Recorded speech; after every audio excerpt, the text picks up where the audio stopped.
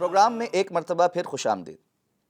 وقفہ سے قبل ہم رسول اللہ صلی اللہ علیہ وسلم کے خطبہ نکاح میں جو پہلی آیہ مبارکہ آپ تلاوت فرماتے تھے اس کی تفصیل پر کچھ گفتگو کر رہے تھے۔ آپ صلی اللہ علیہ وسلم اپنے خطبہ نکاح میں اور دیگر عمومی خطبات میں بھی دوسری آیہ مبارکہ سورہ نساء کی ابتدائی آیت کی تلاوت فرماتے۔ اللہ تعالیٰ سورہ نساء کی ابتدائی آیت میں ارشاد فرماتے ہیں، بسم اللہ الرحمن الرحیم، اللہ کے نام کے ساتھ جو بڑا مہربان بار بار رحم فرمانے والا ہے۔ یا ایھا الناس اتقوا ربکم، اے لوگو اپنے رب سے ڈرو، الذی خلقکم من نفس واحدہ، جس نے تمہیں ایک جان یعنی حضرت آدم علیہ السلام سے پیدا کیا، وخلق منہا زوجہا، اور پھر اس سے آگے ان کی زوجہ محترمہ حضرت حوا کو پیدا کیا، وبث منہما رجالا کثیرا ونساء، اور پھر ان دونوں سے بہت سے مردوں اور عورتوں کو پیدا کر کے اس زمین میں بسایا ہے۔ واتقوا اللہ الذی تساءلون بہ والارحام، اس اللہ سے ڈرو جس کا نام لے کر تم ایک دوسرے سے سوال کرتے ہو، اور رحم کے رشتوں کا خیال کرو۔ ان اللہ کان علیکم رقیبا، بے شک اللہ تمہارے اوپر ہمیشہ سے نگہبان ہے۔ ناظرین محترم، یہ آیہ مبارکہ ایک بڑی جامع آیت ہے، اور اس کے اندر جو باتیں اللہ رب العزت نے ارشاد فرمائی ہیں بڑی غور طلب باتیں ہیں۔ آئیے ایک ایک کر کے اس آیہ مبارکہ کے احکامات کو سمجھنے کی کوشش کرتے ہیں، اور بالخصوص ازدواجی زندگی سے اس کا کیا تعلق ہے اس کو مد نظر رکھ کر ہم ان آیات کو آپ کے سامنے پیش کرنے کی کوشش کرتے ہیں۔ سب سے پہلے ارشاد فرمایا، یا ایھا الناس اتقوا ربکم، اے لوگو اپنے رب سے ڈرو۔ گزشتہ آیت میں بھی اللہ کا تقوی اختیار کرنے کا حکم دیا گیا تھا، اس آیہ مبارکہ میں بھی سب سے پہلے تقوی کی اہمیت کو اجاگر کیا گیا ہے۔ اس کے بعد فرمایا، الذی خلقکم من نفس واحدہ، جس نے تمہیں ایک جان حضرت آدم علیہ السلام اور پھر آگے ان کی زوجہ محترمہ حضرت حوا کو ان سے پیدا کیا، اور پھر ان دونوں کے ذریعے سے بہت سے مردوں اور عورتوں کو اس دنیا کے اندر بسایا ہے۔ یہاں پر اس بات کو واضح کر دیا گیا ہے کہ ہر شخص جو اس دنیا میں موجود ہے یا جو تھا یا جو آئے گا، وہ سب کے سب آدم علیہ السلام اور حضرت حوا علیہ السلام کی اولاد ہیں۔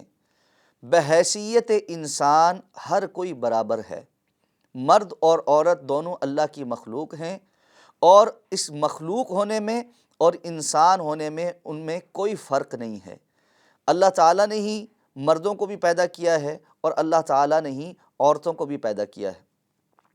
قرآن مجید میں دوسری جگہ اللہ تعالیٰ ارشاد فرماتے ہیں، یَہَبُ لِمَن یَشَاءُ إِنَاثًا وَيَهَبُ لِمَن يَشَاءُ الذُّكُورَ، یہ اللہ ہی ہے جسے چاہتا ہے بیٹیاں عطا فرماتا ہے، جسے چاہتا ہے بیٹے عطا فرماتا ہے، أَوْ يُزَوِّجُهُمْ ذُكْرَانًا وَإِنَاثًا، یا اللہ ہی ہے جو جسے چاہتا ہے بیٹے اور بیٹیاں دونوں عطا فرماتا ہے، یا پھر اللہ کا ہی فیصلہ ہے جسے چاہے ان میں سے کوئی بھی عطا نہ کرے اسے بانجھ کر دے۔ تو یہ اللہ رب العزت کی تقسیم ہے۔ اللہ رب العزت کی اس تقسیم میں مرد اور عورت کی الگ الگ حقوق اور فرائض کا تعین بھی ہے۔ اللہ تعالیٰ نے مرد کو جس جسمانی ساخت اور ذہنی صلاحیتوں کے ساتھ پیدا کیا ہے، ویسے ہی اس کے فرائض اور حقوق بھی رکھے ہیں، اور بالکل اسی طرح خالق و مالک نے جس ذہنی ساخت اور جس جسمانی صلاحیت کے ساتھ اپنی بندیوں کو پیدا کیا ہے، خواتین کو پیدا کیا ہے، ویسے ہی ان کے حقوق اور فرائض بھی رکھے ہیں۔ ناظرین محترم، موجودہ دور کا ایک بہت بڑا مسئلہ، اور میں تو کہتا ہوں ابتلا، یہ ہے کہ مردوں اور عورتوں کے درمیان مساوات کی بات کی جاتی ہے، برابری کی بات کی جاتی ہے، اور اس برابری کے لیے عورتوں پر ظلم یہ کیا جاتا ہے کہ ان کے ذمے وہ کام لگائے جاتے ہیں جو مردوں کے کرنے کے ہیں، اور اسی طرح مردوں کے ذمے وہ کام لگانے کی کوشش کی جاتی ہے جو خواتین کے کرنے کے ہیں۔ یاد رکھیے، اسلام کی نظر میں بحیثیت انسان مرد اور عورت میں کوئی فرق نہیں۔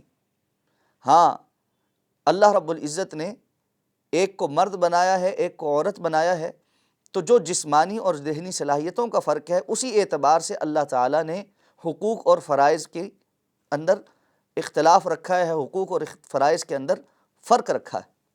اس فرق کو سمجھنا یہ عین فطرت کے مطابق ہے، اور جب جب لوگ اس فطرت سے ہٹتے ہیں مسائل کا شکار ہوتے ہیں۔ اس لیے پہلا پیغام یہ ہے کہ مرد اور عورت آدم علیہ السلام اور حوا علیہ السلام کی اولاد ہیں، اور ایسے میں یہ سمجھ لیا جائے کہ خاندان، قبیلہ، رنگ، نسل فرق ہو سکتی ہے، لیکن یہ صرف اور صرف تعارف کی اور انسانی احتیاجات کے لیے ہے، وگرنہ اللہ کے نزدیک فضیلت کے لیے رنگ، نسل اور قبیلہ اس کی کوئی حیثیت نہیں۔ اللہ تعالیٰ قرآن مجید میں دوسری جگہ ارشاد فرماتے ہیں وَجَعَلْنَاكُمْ شُعُوبًا وَقَبَائِلَ لِتَعَارَفُوا، ہم نے تمہیں مختلف گروہوں اور قبیلوں کے اندر اس لیے بانٹا ہے تاکہ تم آپس میں ایک دوسرے میں تعارف حاصل کر سکو، ایک دوسرے کو پہچاننے اور ایک دوسرے کے تعارف کے لیے تمہیں آسانی ہو جائے۔ اصل کیا ہے؟ ان اکرمکم عند اللہ اتقاکم، تم میں سب سے زیادہ عزت والا اللہ کے نزدیک وہ ہے جس میں زیادہ تقوی پایا جاتا ہے۔ تو ہمارے معیار اللہ کے نزدیک کوئی حیثیت نہیں رکھتے۔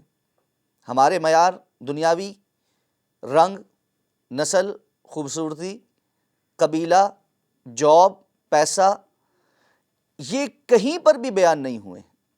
ان کے مقابلے میں اللہ رب العزت کی مخلوق ہونا، اللہ کے دین پر عمل کرنا اور زیادہ سے زیادہ تقوی کا حصول، یہ اللہ کے ہاں قابل اعتنا چیزیں اور معیار کے قابل چیزیں ہیں جن پر اللہ اپنے بندوں کو پرکھتے ہیں، اور اللہ کے نزدیک ان کا کوئی معیار اور مقام ہوتا ہے۔ جو چیز اللہ رب العزت کے ہاں معیار ہے، جس پر انسان کسی قابلیت کا حامل ہوتا ہے، اسی چیز کو ہمیں بھی معیار بنانا چاہیے۔ کسی بھی انسان کی قابلیت وہ ہے جو اس کی اللہ کے ہاں قابلیت ہے، اور کسی بھی انسان کی ناکامی اور رسوائی وہ ہے جو اس کی اللہ کے ہاں ناکامی اور رسوائی کا سبب بنتا ہو۔ تو یہاں پر یہ بات واضح ہو جائے کہ مرد بھی یہ بات سمجھ لے اور عورت بھی یہ بات سمجھ لے کہ دونوں اللہ کی مخلوق ہیں، اور دونوں نے اللہ رب العزت کے سامنے جواب دہ ہونا ہے۔ کتنے ہی گھرانے صرف اس بات پر تباہ ہوتے ہیں کہ ہم فلاں خاندان سے یا خانوادے سے، ہماری برادری یہ ہے، اور دوسرے کی برادری ہم سے کم تر ہے۔ کتنے ہی گھرانے بہت اچھے رشتے بچے اور بچیوں کے لیے اس لیے ٹھکرا دیتے ہیں کہ فلاں ہماری برادری سے نہیں۔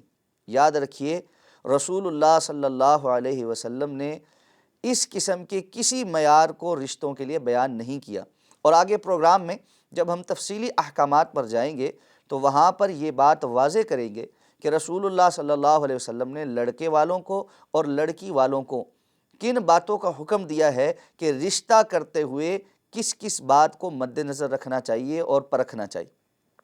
اس کے بعد اللہ تعالیٰ ارشاد فرماتے ہیں کہ وَاتَّقُوا اللَّهَ الَّذِي تَسَاءَلُونَ بِهِ وَالْأَرْحَامَ، اس اللہ سے ڈرو جس کا نام لے کر تم ایک دوسرے سے سوال کرتے ہو۔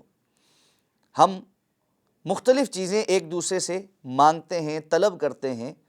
نکاح ایک ایسا تعلق ہے جس میں لڑکے والے کسی بچی کا، کسی کی بیٹی کا، کسی کی بہن کا ہاتھ ان سے مانگتے ہیں، کس پر؟